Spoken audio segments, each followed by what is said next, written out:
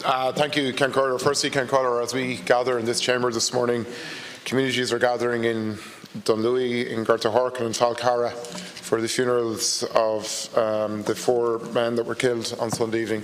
Agus Guim got takiacht on Santiago, Gadini Cantor Shin and you, Gohori and you, Agus Clinin, Agus Corja on Cahar.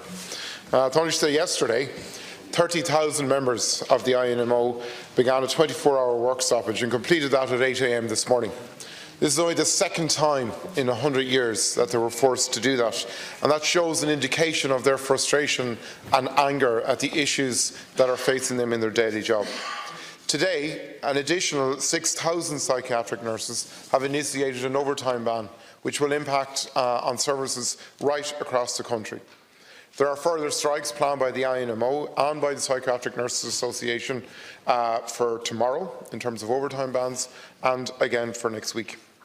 In the mental health sector, there's a huge recruitment and retention crisis within the whole area, and we'll be discussing that this afternoon, but particularly in nursing. There's been a 40% increase in vacancies in psychiatric nursing since November 2017. What we had yesterday was the Taoiseach acting as a commentator once again. It was like he was Ingrid Miley outside the talks, giving the commentary on the talks. There was no sense of leadership from him. There was no sense of engagement from him. There was no sense of concern for him to try and avoid the second strike, which will happen next Tuesday in the INMO, and to stop the overtime ban, which is happening today. What progress, Taoiseach, has the Taoiseach taken, or has the Cabinet taken, since last Monday, when the Labour Court met for 8 hours and tried to work a path between both parties? Did the Government get a report from that Labour Court work on Monday? And what actions have been taken by the Government during this week to try and address the concerns of the nurses in both organisations and to try and establish a process in which their concerns can be dealt with respect and integrity? Or are you just putting your head in the sand once again? And once again next Tuesday they will take to the pickets and all you will offer is tea and sympathy? First of all, I'd like to share in offering my condolences to families in Donegal who are really going through a sort of an unspeakable level of grief and pain today, and certainly the thoughts of this House, I think, are with Donegal in general, but in particular the 4 families' concerns and the wide circle of friends that have been impacted in such an extraordinary way. So thank you for raising that, Deputy. Secondly, there's a couple of things I'd like to say in relation to the nurses' strike yesterday. First of all, the Government understands the frustration and the resolve of nurses. We want to thank them for their pragmatism in relation to putting contingency plans in place yesterday. And although there was an extraordinary amount of disruption, there was also a huge amount of cooperation with management to ensure that essential services were provided. And I want to thank them for that.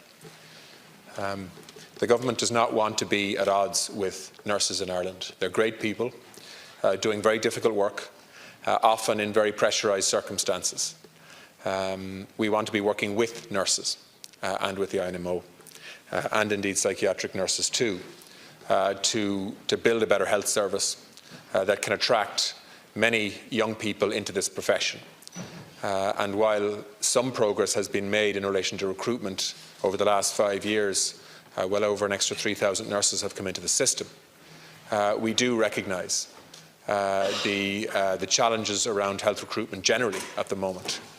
That is why the Government set up a public sector pay commission to look into healthcare and nursing specifically, to make some recommendations which I know the INMO haven't been happy with, but certainly was a significant effort by Government to recognise the challenges that they face at the moment.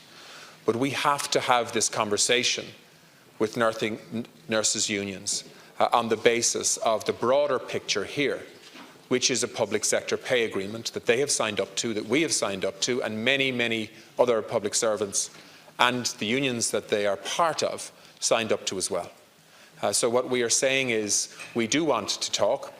We want the Labour Court to be able to do its job here, to be able to work with management and government and with nursing unions, to be able to make recommendations as a basis for a way forward that can avoid the impact of strike action for 2 days next week.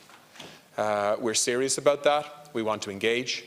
But we have to, as the Taoiseach has outlined repeatedly, ensure that we do that within the confines and the parameters of a pay agreement which nurses themselves signed up to be part of. Deputy Cleary. Thank you, Thank you, Taoiseach. You speak about the government's understanding and the government's respect for nurses. Yet, on the front of today's Irish Examiner, there are plans underway by your government to dock nurses' pay for striking, or dock nurses' pay increases and pension increases. Can you confirm that this is being discussed by the government? And what kind of message that send out in terms of publishing that story, in terms of you wanting to engage with respect and engage with their issues? What kind of message does that send when you allow that story to be printed during an industrial dispute? That doesn't send a message of respect or regard, doesn't send a message of openness of trying to deal with the issues. So what we don't need is tea and sympathy. What we need is your respect. You speak of your respect, and we all have that. But yet you allow this to be published, and yet you will allow another picket to proceed on Tuesday, and overtime bans proceeding in psychiatric services today. So you need, as a government, to outline a plan between now and next Tuesday to engage, not to give tea and sympathy.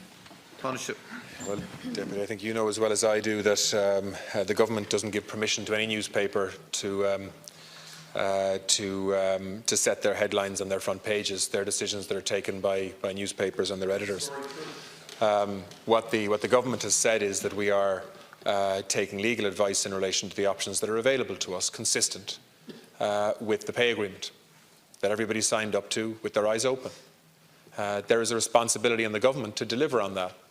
That involves hundreds of millions of euros of extra pay across the public sector. But there's also a responsibility on unions and their leadership to fulfil the obligations of those agreements too.